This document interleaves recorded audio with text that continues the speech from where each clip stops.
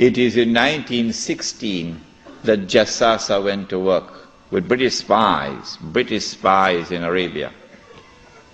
Lawrence of Arabia, of course, is the most well-known of them. These British spies were sent into Arabia, posing as Muslims. And they went to two actors in Arabia, two. One was Sharif al-Hussein, who was appointed by the Khalifa in Istanbul as the Sharif of the Hijaz, Makkah and Medina, in control. Makkah was under the control of an Arab battalion, but Medina was under the control of a Turkish battalion. And I wish I could understand why the Khalifa insisted on the Turkish battalion under the leadership of Fakhri Pasha to defend Medina. I don't know why. So when the British spies went to Hussein, they offered him the moon. They offered him the moon. We will liberate the land of the hated Ottoman Turks, and we will give you independence and freedom, and you will now become the king of the Arabs. Remember, Britain is not talking about Khilafah. No, we'll make you the king of the Arabs. And we also prepared to offer you a little, you know what, just £7 million. Huh? £7 million at that time is what Bill Gates has now.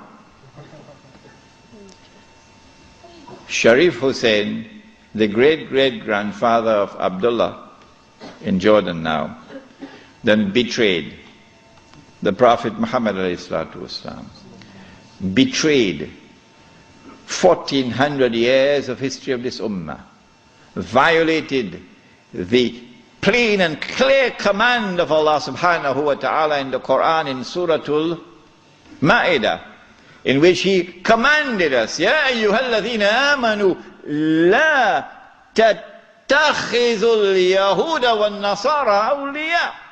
Do not take the Jews and do not take the Christians as your awliya. Do not establish an alliance with them in which you become dependent upon them and subservient to them. Do not do that, says Allah. بَعْدُهُمْ أَوْلِيَاءُ بَعْضٍ. They are protecting friends of each other. وَمَنْ يَتَوَلَّهُمْ مِنْكُمْ فَإِنَّهُ مِنْهُمْ. Whosoever from amongst you turn to them for that kind of an alliance, you no longer belong to this ummah, you've now joined them. Inna Allah la yahdi al-qawm al-zalimin. Surely Allah will never provide guidance for a people who commit such an atrocious act of wrongdoing. And this is precisely what Sharif Hussein did, and what all his descendants from that day to this day have been doing. But the chickens are coming home to roost now for Abdullah.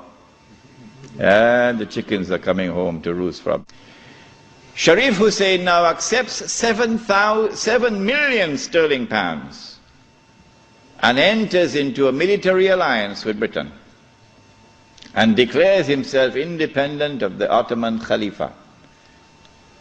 Once the Khilafah in Istanbul had lost control of Makkah and Medina, had lost control of the Haramain, had lost control of the Hajj, you pull the carpet, you pull the rug from underneath the feet of the Khalifa.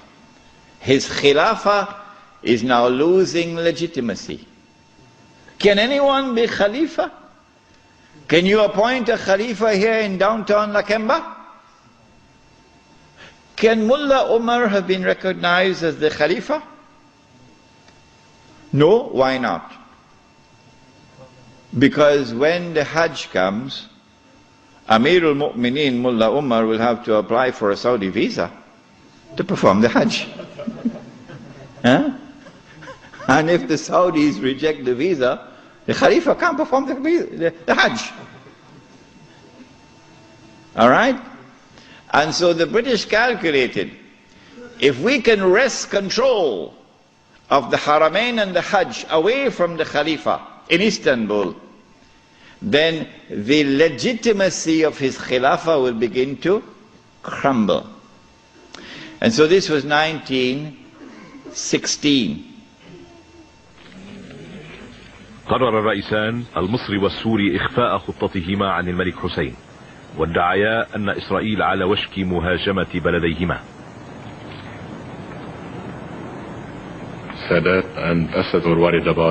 السادات والأسد قالا بأنهما قلقان من هجوم إسرائيلي محتمل على سوريا، ويمكن أن يأتي جزء منه عن طريق شمال الأردن. طمأنتهم بأن الأردن لن يستخدم في الهجوم على أحد. الملك حسين كان يشك في الأمر. في المرة السابقة عندما دخل الحرب إلى جانب مصر وسوريا خسر أراضي واسعة. استقل الملك حسين طائرته سرا وتوجه للاجتماع بالعدو رئيسة الوزراء الإسرائيلية جولدا مائير.